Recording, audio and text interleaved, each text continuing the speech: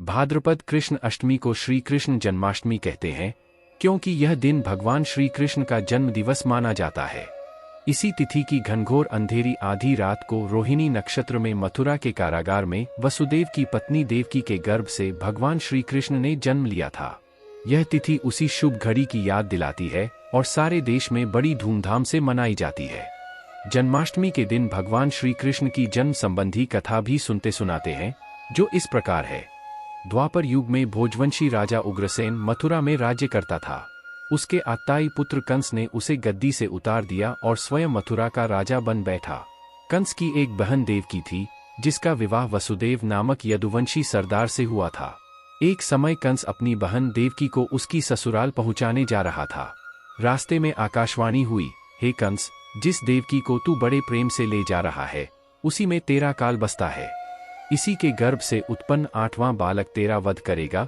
यह सुनकर कंस वसुदेव को मारने के लिए उद्यत हुआ। तब देवकी ने उससे विनयपूर्वक कहा, मेरे गर्भ से जो संतान होगी, उसे मैं तुम्हारे सामने ला दूंगी। बहनोई को मारने से क्या लाभ है। कंस ने देवकी की बात मान ली और मथुरा वापस चला आया। उसने वसुदेव और देवकी को कारागृह में डाल दिया। वसुदेव देवकी के एक एक करके 7 बच्चे हुए और 7 को जन्म लेते ही कंस ने मार डाला। अब 8वां बच्चा होने वाला था। कारागार में उन पर कड़े पहरे बैठा दिए गए। उसी समय नंद की पत्नी यशोदा को भी बच्चा होने वाला था। उन्होंने वसुदेव देवकी के दुखी जीवन को देख 8वें बच्चे की रक्षा का उपाय रचा। जिस समय वसुदेव देवकी को पुत्र पैदा हुआ, उसी समय संयोग से यशोदा के गर्भ से एक कन्या का जन्म हुआ, जो और कुछ नहीं सिर्फ माया थी। जिस कोठरी में देवकी वसुदेव कैद थे, उसमें अचानक प्रकाश हुआ और उनके सामने शंख, चक्र, गदा, पद्म धारण किए चतुर्भुज भगवान प्रकट हुए। दोनों भगवान के चरणों में गिर पड़े। तब भगवान ने उनसे कहा, अब मैं पुनः नवजात शिशु का रूप धारण कर लेता हूँ। तुम मुझे इसी समय अपने मित्र नंदजी के घर वृंदावन में भेज आओ और उनके यहाँ जो कन्या जन्मी है, उसे लाकर कंस के हवाले कर दो।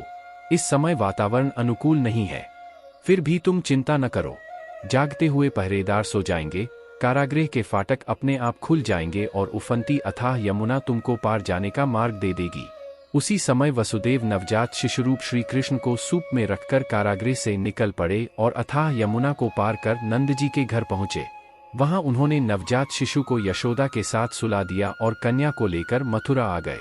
कारागृह के फाटक पूर्ववत बंद हो गए। अब कंस को सूचना मिली कि वसुदेव देवकी को बच्चा पैदा हुआ है।